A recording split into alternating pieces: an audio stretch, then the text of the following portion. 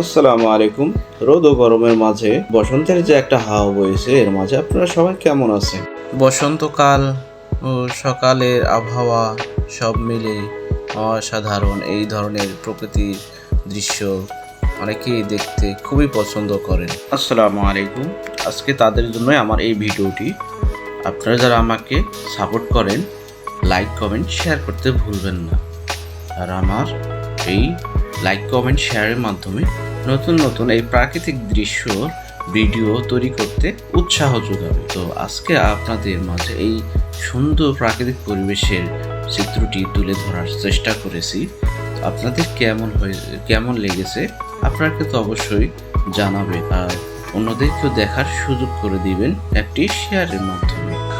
ঝরে পড়ে আম বৈশাখীর ঝড়ে, ঝড়েতেই আম ঝরে, ঝড়ে পড়ে কাঁচা আম পাকা আম সব আম পড়ে।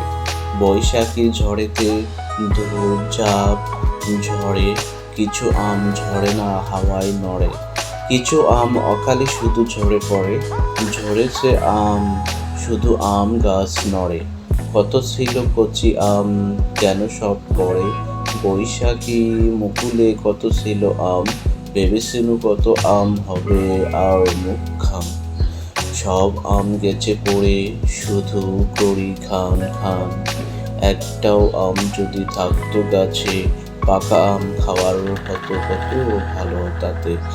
আম গাছে আম নেই শুধু আছে পাতা, পাকা আম খাবো বলে পেট করে খা খা।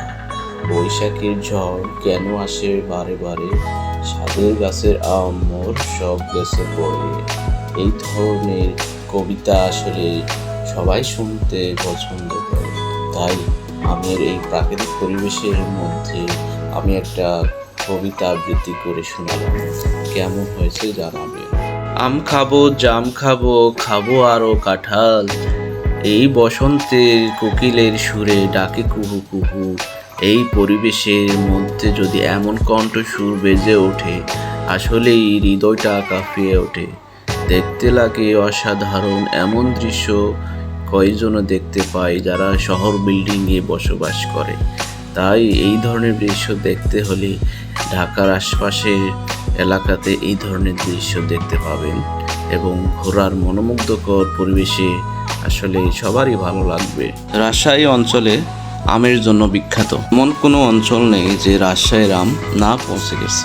গত বছরের তুলনায় এইবার গাছে অল্প আম, এর আগের বছরে প্রচুর আম ছিল গাছে। কিন্তু মজার বিষয় হচ্ছে এই গাছে আর কিছুদিন পর আম থাকবে না। কারণ কি, এই গাছের আম পাকার আগেই মানুষে খেয়ে ফেলে। তবে আমার কাছে খুবই ভালো লাগে এমন দৃশ্য আমের সময়, আর সকালের এই সূর্যের মধ্যে এমন আবহাওয়া আসলে শরীরে লাগলে শরীরটা ঠান্ডা হয়ে যায়। তো আজকে আমার এই ভিডিওটা যদি আপনাদের ভালো লেগে থাকে, কমেন্টের মাধ্যমে জানাবেন, আমাকে উৎসাহ দিবেন যাতে এরকম আরও ভিডিও নিয়ে আপনাদের মাঝে হাজির হতে পারি। তো আজকে এই পর্যন্তই। সবাই ভালো থাকবেন। আসসালামু আলাইকুম।